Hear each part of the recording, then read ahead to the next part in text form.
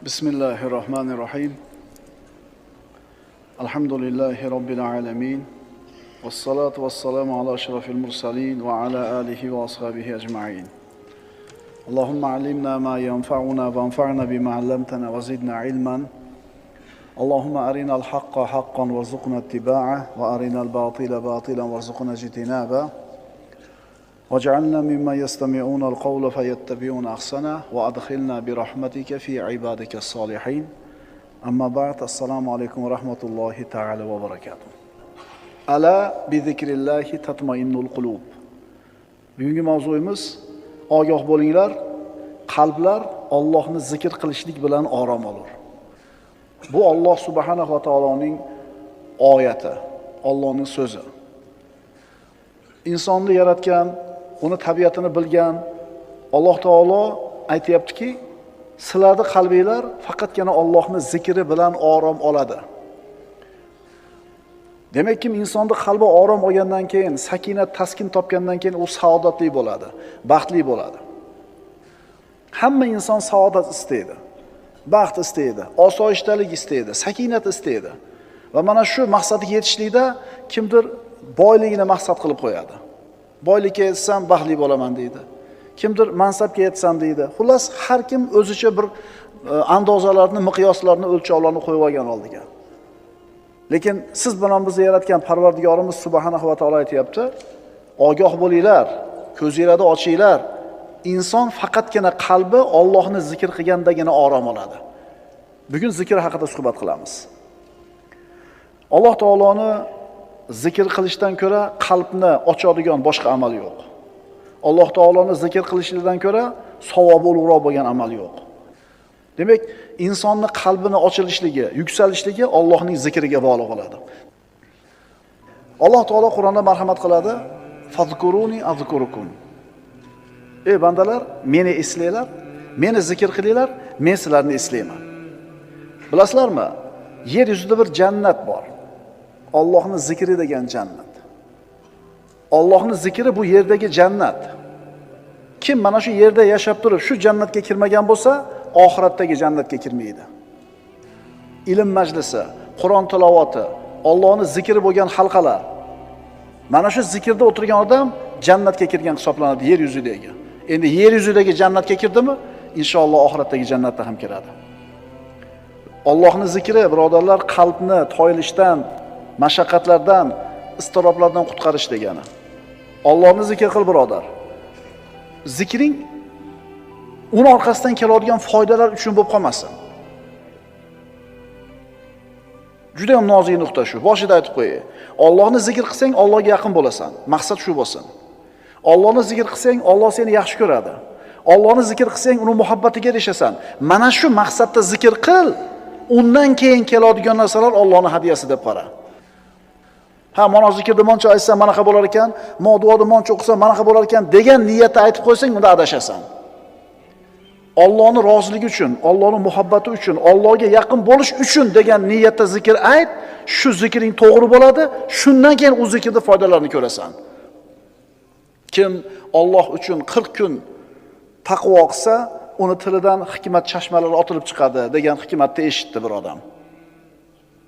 40 kun Alloh uchun taqvo qildi nazarida. Lekin 40 kun o'tgandan keyin tilidan hikmat chashmalari otilib chiqmadi. Otilib chiqmadi-yu dedi, sendan otilib chiqmaydi deyildi. Chunki u taqvoni Allohni rozi qilish uchun emas, shu hikmat chashmasiga ega bo'lish uchun qilgan edi.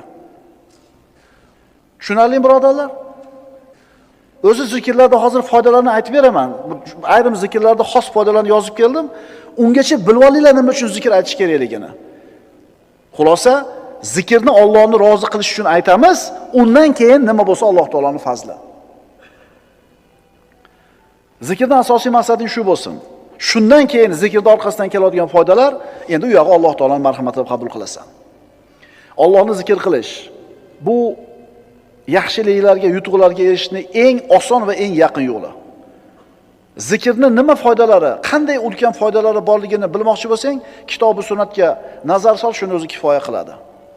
Sen birodar har kuni zikr malhamini olib, sinab ko'rib shifoga erishgin. Allohni zikr qilish bilan qo'rquv, xavotir, g'am, qayg'u bulutlari tarqaydi. Allohni zikri bilan mashaqqat, kulfat, afsus tog'lari surilib ketadi. Zokirlarning qalblari osoyishta, osuda va xotirjam. Bundan ajablanma. Allohni ko'p zikr qiladiganlarning hayoti osuda ekanligidan ajablanma.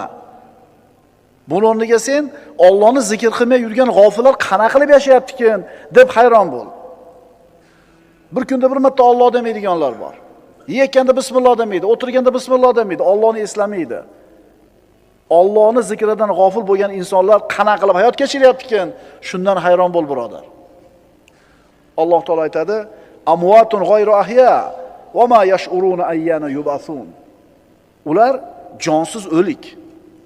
Ya'ni nafas olyapti, yuribdi, lekin o'lik va qachon qayta tirilishlarini ham sezmaslar. Shuning uchun birodar, qiynalgan bo'lsang hayotda, charchagan bo'lsang, mashaqqatlardan shikoyat qilib yig'layotgan bo'lsang, uni ismini zikr qil.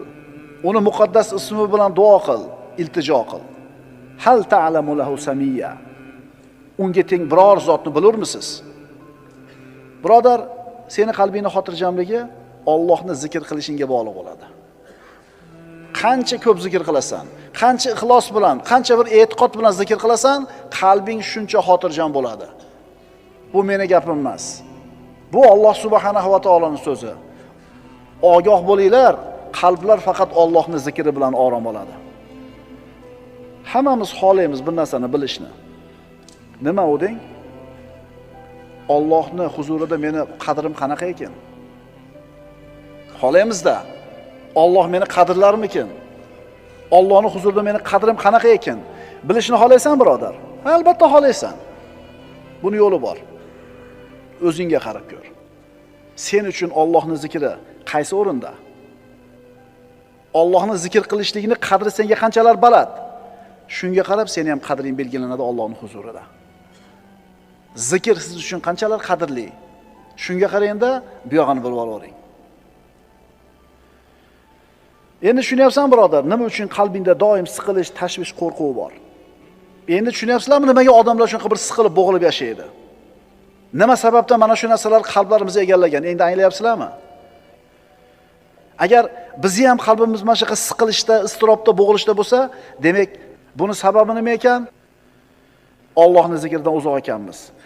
Shu muomalaga kirib qolamiz. Endi qutulish yo'li Allohning zikriga qaytaylik. Voy birodarlar, zikr shunaqa zo'r ibodatki, uni vaqti yo'q. Albatta tahorat bo'lish shart emas, masjidga borish shart emas, yurib ketayotib aytsangiz bo'ladi, o'tirib aytsangiz bo'ladi, yonboshlab olib aytsangiz bo'ladi, aytsangiz bo'ldi. Shunaqa yengilki, shuni ham aytmaymiz-da. Nimaga aytmaymiz? Tillarimizga og'ir. Kishi Allohning zikrini tiliga kelishligi og'ir bo'layotganligi uning qalbidagi nifoq sababidan deyiladi. Tilingizga zikr kelishi qiyin bo'lyaptimi? Majbur qilib bo'g'ib qilib aytyapsizmi? Zikr qilishlik oson emasmi, qiyin bo'lyaptimi?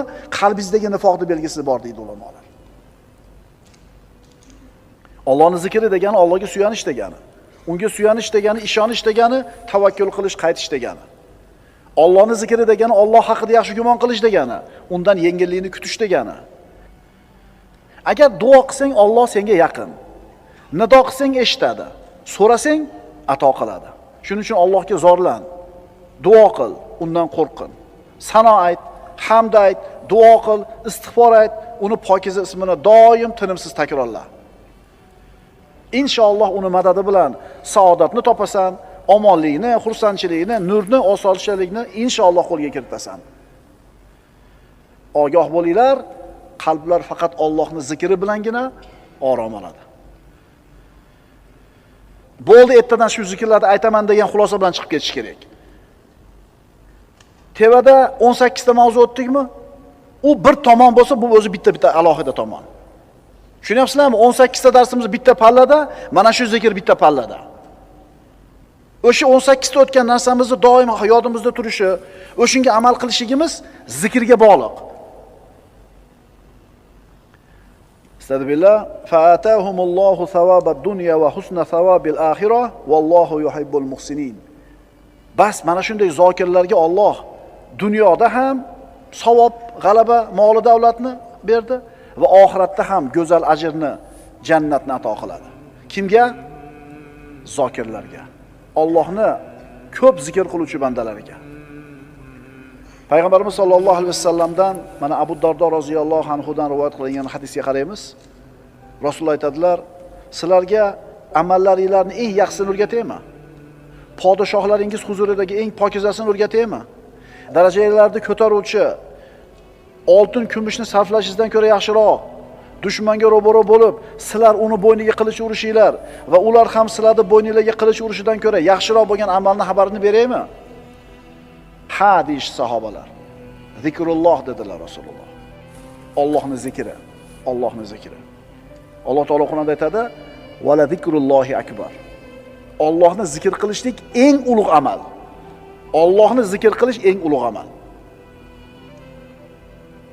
O'lik inson, o'lik uy. O'lik inson nafas olib turib harakatlanayotgan bo'lsa ham o'lik. Qalbingda qo'rquv, xavotir, vahima, siqilish bormi? Bu nima sababdan shular bor, bilasanmi? Payg'ambarimiz sollallohu alayhi vasallam aytadilar: "Masalul ladzi yazkuru robbahu val ladzi la yazkuru robbahu kamasalil hayyi val mayyiti." Buxoriyda.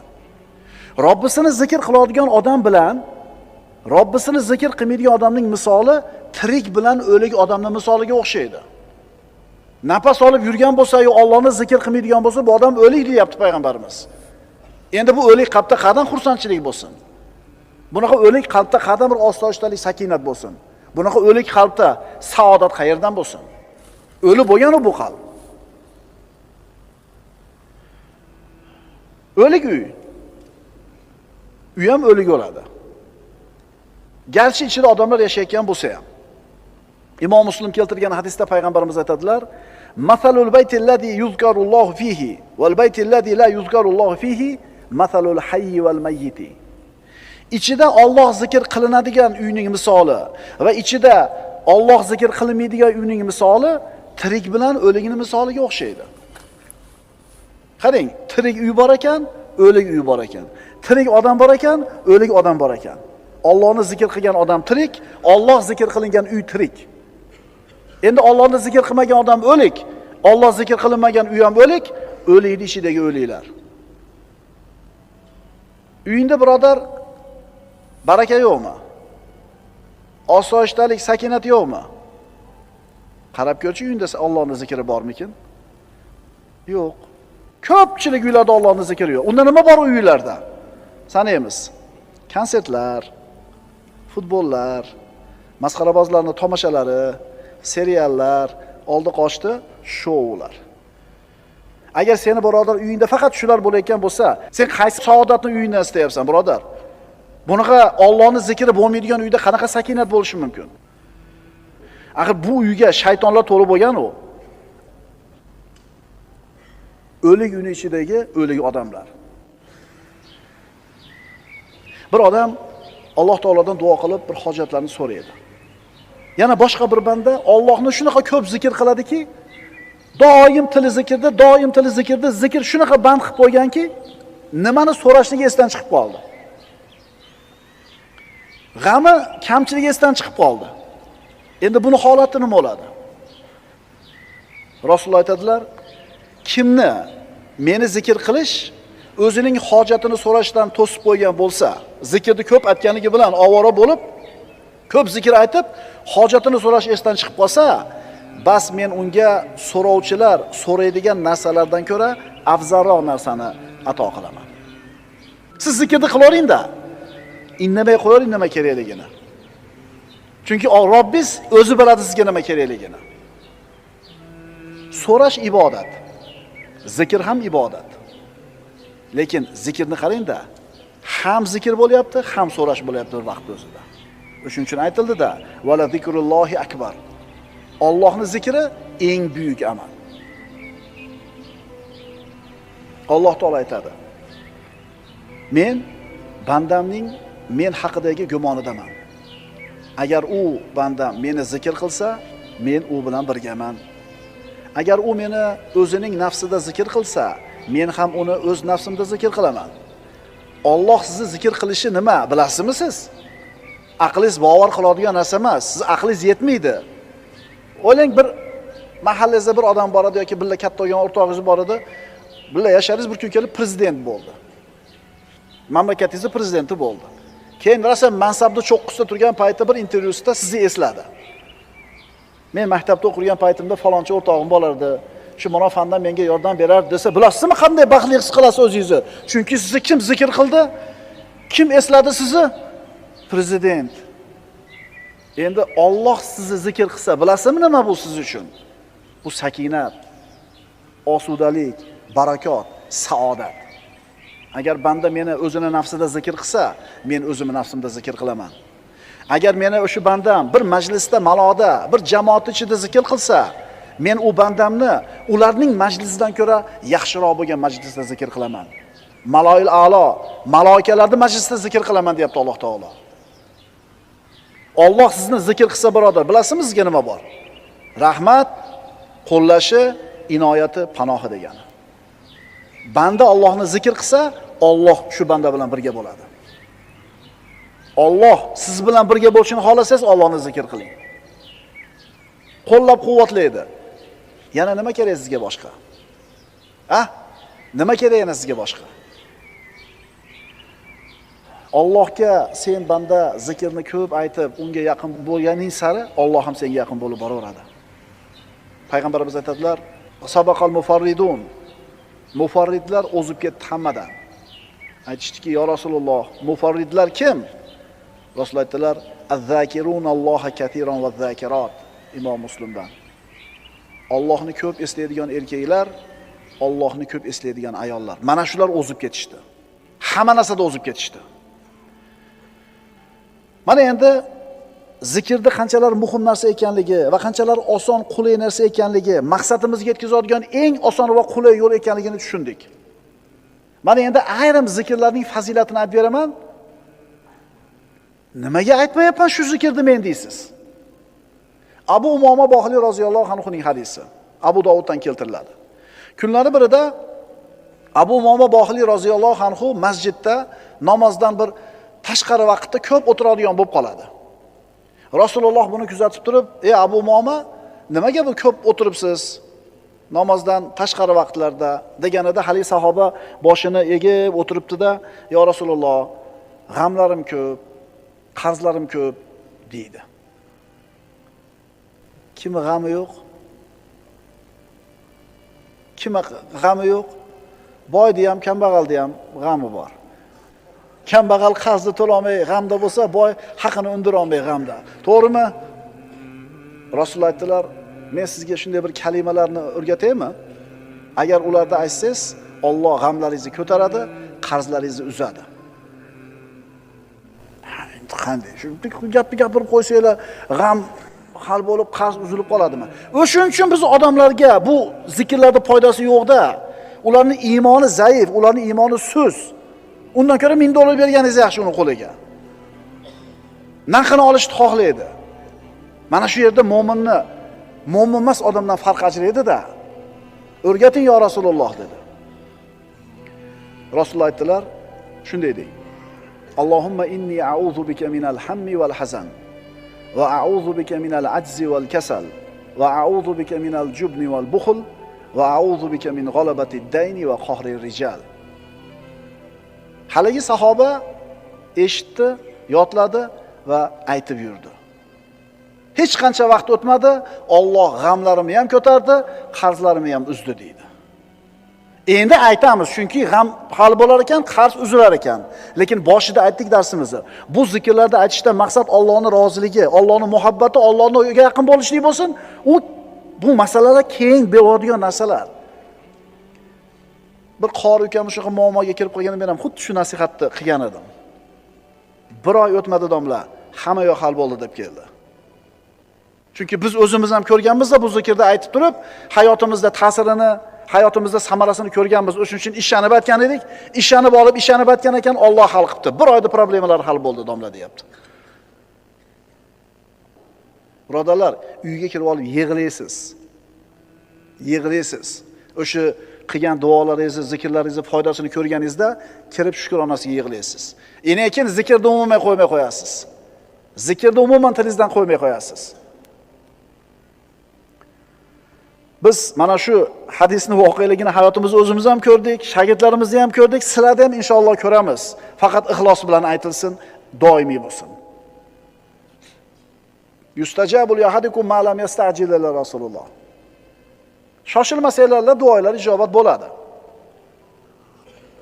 Qanday qilib shoshilamiz yo Rasululloh?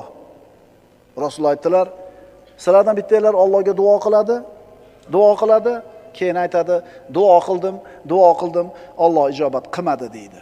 Mana shu odam shashiltirdi, endi buni duosi ijobat bo'lmaydi. Istig'forning ayrim foydalari. Nuh alayhissalom o'zini qavmini 950 yil da'vat qildi va ularga Robbilariga istig'for aytishlikni buyurdi. Avvalambor gunohlarga mag'firat. Men dedimki, Parvardigoringizdan mag'firat so'ranglar, albatta u o'ta mag'firatli bo'lgan zotdir. Ikkinchisi, yomg'ir yog'ishiga sabab. Yursilis sama alaykum midrora. U zot ustinglarga osmondan yomg'ir yog'diradi. Rizqmi, barakami? Uchinchi foydasi, moli dunyo, farzandlar bilan quvvatlaydi. Va yumdidukum bi amwalin va banin. Va sizlarga moli dunyo, bola chaqa bilan madad beradi. To'rtinchi foydasi, bog' bo'stonlarga sabab bo'ladi. Va yaj'alakum jannatin. U Alloh sizlarga bog' bo'stonlarni beradi. Beshinchi foydasi, daryolarda suvni serob bo'lishiga sabab. Va yaj'alakum anhara. Sizlarga oqar daryolarni ato qiladi.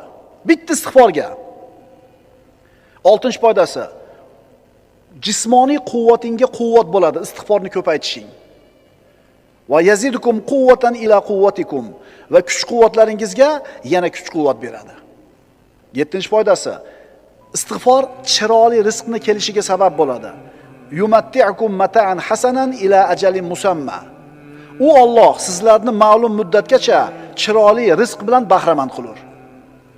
8-chi foydasi, har bir fazl egasining fazliga erishishiga sabab bo'ladi. Va yu'tikulladhi fadlin fadlahu. Va har bir yaxshilik sohibiga yaxshilik mukofotini berur. 9-si, balolarni daf bo'lishiga sabab bo'ladi istig'for. Va ma kana Allohu mu'azzibahum va hum yastaghfirun. Modomiki ular istig'for aytib turar ekan, Alloh ularni hargiz azoblamaydi. Sanab chiqamiz, kelinglar. Istig'forning birinchi foydasi gunohlarga mag'firat.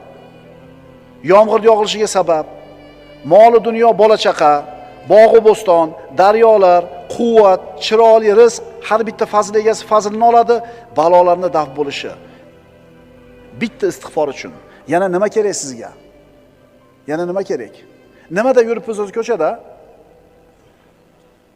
Bola, chaqa, tirikchilik, hammasi istig'forning ichida turibdi. Quvvatda yurmayapsiz ko'chada, quvvat ishida ekan. Daryo, yomg'ir, bog'roq nimani evaziga berilyapti? Voy, men nima qilib yuribman istig'for etmasdan degan xayol keldimi kallanglarga? Astagfirullohal azim va atubu ilayh. Astagfirulloh va atubu ilayh. Astagfirulloh. Qaysinisi tilingizga qulay? Ketkuchi aytib keting shuni mashinada uyingizga. Ishga ketkuchi aytib keling. O'tirib ayting, turib ayting, ishga ketayotib ayting, yurib ketayotib, kiyinayotib ayting, zikr ayting birodar. Bilasizmi zikr nimaga o'xshaydi? Tuyaydagi gul qurishni boshlaganda suv qo'yasiz, u gul yashnaydi. Ana shu gul siz bilan bizning qalbimiz. Ana shu quyilayotgan suv Allohning zikri. Shuning uchun aytdik, Allohni zikr qilayotgan odamning qalbi xotirjam, osoyishta bo'lganiga hayron bo'lma. Allohni zikr qilmayotganlar qana yashayotganiga hayron bo'l. Salovatning foydalari. Payg'ambarimiz Muhammad Mustafa sallallohu alayhi vasallamga salovat aytishning foydalari. Rizqni keng bo'lishi, hojatlarning ravo bo'lishida Rasulullohga salovat aytishlikning fazilati. Odamlarning ko'pi mana shu haqiqatdan bexabar. Salovat aytsa, hamma muammolar hal bo'lishidan bexabarligi uchun salovatga beparvo. Qaytarib aytaman, payg'ambarimizga salovat aytishlik hamma muammolarni hal bo'lishligining sababi. Insonlarda aqli yetmaydigan, insonlarda qo'lidan kelmaydigan masalalarni hal bo'lishi ham salovatga bog'liq. Ishonasizmi, birodar? Ishoning. Qanday endi men Allohumma solli ala sayyidina Muhammad deb yursam, problema seniki hal bo'lmaydi. Seniki hal bo'lmaydi million marta aytsang ham, chunki iymon yo'q. Ya'ni u problema hal bo'lish uchun aytyapsan, o'shuning uchun ham hal bo'lmaydi seniki. Avvalambor Muhammad Mustafa sallallohu alayhi vasallamga salovat aytishlik Allohning buyrug'i. Astagfirullah. Innalloha va malaikatahu yusalluna alan nabiy. Ya ayyuhallazina amanu sallu alayhi va sallimu taslima. Albatta Alloh ham salovat aytadi payg'ambarga, malaikalar ham aytadi salovat payg'ambarga va ey mu'minlar, sizlar ham payg'ambarga salovat aytinglar. Qarang, Alloh taolo o'zi aytayapti salovatni.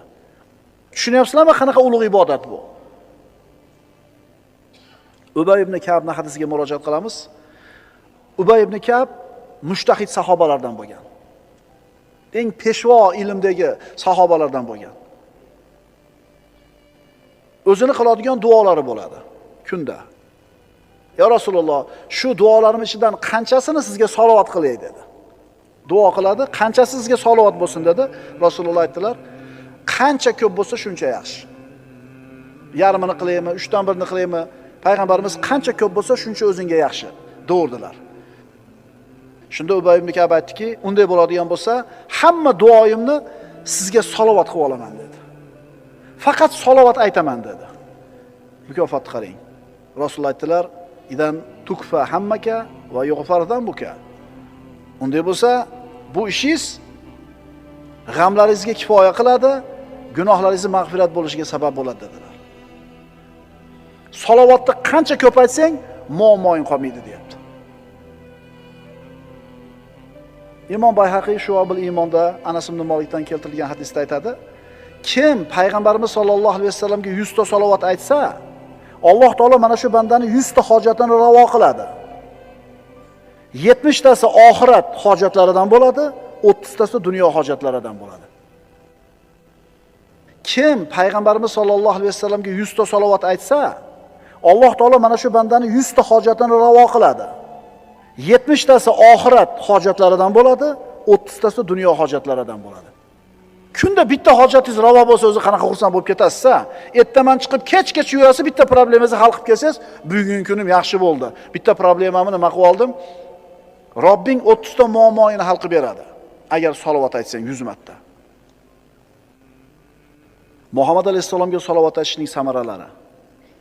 Salovatni ko'paytgan odamga savoblari 10 barobar ko'paytiriladi. Darajasi 10 barobar ko'tariladi. 10 ta gunoh o'chiriladi. Qiyomatda shafoatga ega bo'ladi. Alloh taolo uning g'amlariga o'zi kifoya qiladi. Malaikalar unga salovat aytadi. Allohning amrini bajo keltirgan bo'ladi. Duolarning ijobati bo'lishiga sabab bo'ladi. Mo'min kishi salovatni ko'paytar ekan, baxilligidan omon bo'ladi. Baraka kelishiga sabab bo'ladi. Qiyomat kuni bandani qadami sobit bo'ladi. Allohga yaqin bo'ladi. Dunyo oxiratda maqsadiga erishadi. Rahmat eshiklari ochiladi. Payg'ambarga salovat ko'paytgan kishiga payg'ambarimizga bo'lgan muhabbati isboti topiladi. Faqirlikni yo'q bo'lishiga sabab bo'ladi. Musulmonning qalbi tirilishiga sabab bo'ladi. Rasulullohga manzilat jihatdan yaqinlashadi va yana bundan boshqa 100 dan ortiq fazilatlarga, xayriyatlarga ega bo'ladi. Kim? Rasululloh sallallohu alayhi vasallamga salovat etgan kishi. Ana istig'forning foydasi. Ana salovatning foydasi. Yana aytiladi, kim kalima tavhidni la ilaha illalloh vahdahu la sharika lah lahul mulku va lahul hamdu va huva ala kulli shay'in qodirni bir kunda 100 marta aytsa, 100 ta gunoh o'chiriladi, 100 ta savob yoziladi, 100 ta darajasi ko'tariladi va Alloh uni 100 ta balodan saqlaydi. Yana nima kerak bizga? Ha? Yana nima kerak bizga? Afzalu zikri la ilaha illalloh. Zikrlarning eng afzali la ilaha illalloh. Alloh azza va jalla siz bilan bizga xitob qilib aytayapti. Ala bi zikrillahi tatmainnul qulub. Ogoh bo'linglar, qalblar faqatgina Allohning zikri bilan orom oladi. Alloh azza va jalla doim o'zini zikr qiladigan zokir bandalardan qilishligini so'raymiz. Alloh o'zi tavfiq bersin. Bizdan niyat, bizdan harakat, tavfiq Allohdan bo'ladi. Ogoh bo'linglar, qalblar